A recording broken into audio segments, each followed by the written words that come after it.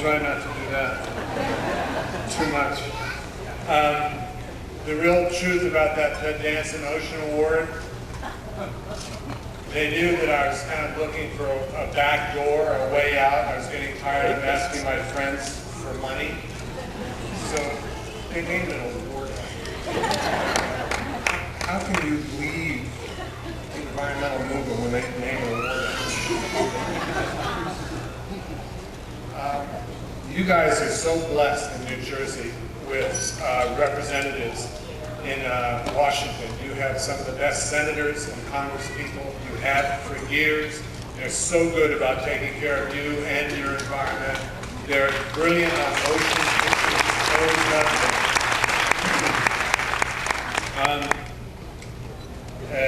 Thank you, Global Green Expo for having me here. Thank you, PSEG, so much for putting all of this together and funding it.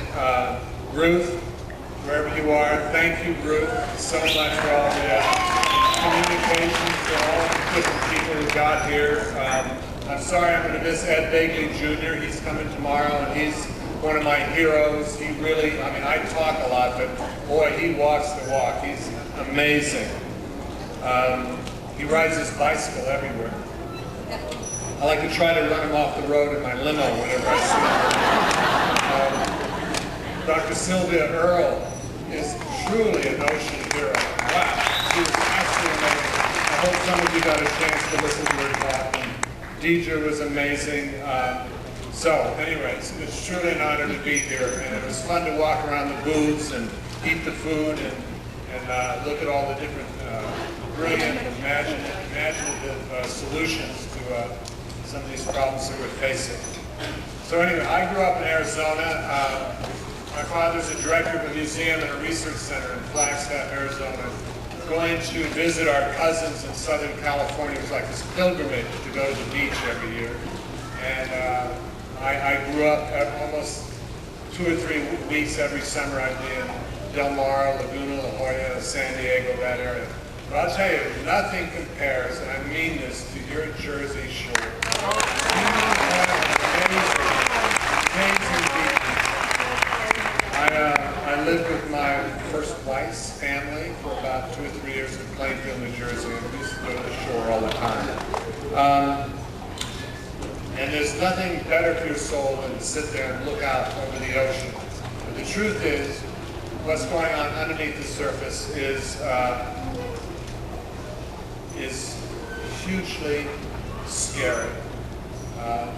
We really have reached a tipping point. Basically, we're taking too many fish out of the ocean, and we're putting too much pollution back in. 1/3 of all the world's fisheries have collapsed, and that means below a historical 10% level. And when you drop a fishery down that low, you're not guaranteed that they will ever come back. Canadian cod, gone, because that fishery has been collapsed. I don't know if you've been following in the New York Times. In New York, they have discovered that a lot of the sushi restaurants, a lot of the fish markets have too high levels of mercury in some of their fish, and that I think it's 1 out of 4 women in New York City have reportable levels of mercury in their system, and 1/2 of Asian women have reportable levels. So we are in a very delicate position when it comes to our oceans. The good news is that this is an environmental problem that we can fix. It is fixable.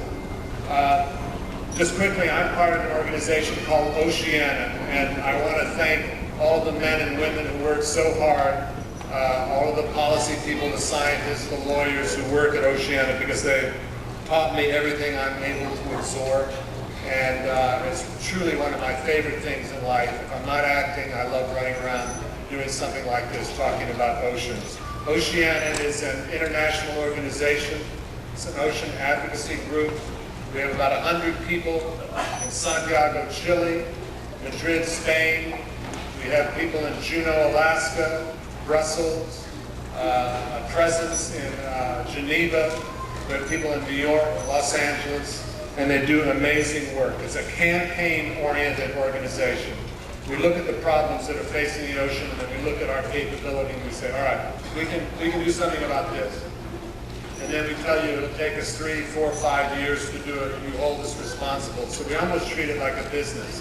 I'll talk more about it later. And there's also a booth in the area with all the booths, and a lady named Beth Lowell is there from Oceana, so please feel free. Okay, I've been doing this for about 20 years, or 53 actually, if you consider this really scary dream I had when I was about 7 years old. True story, I woke up, or I didn't wake up, but I came running into my mother and father's room screaming, bent over, screaming, going, oh my God, oh my God. And they're horrified, they rushed me to the bathroom, put water in my face.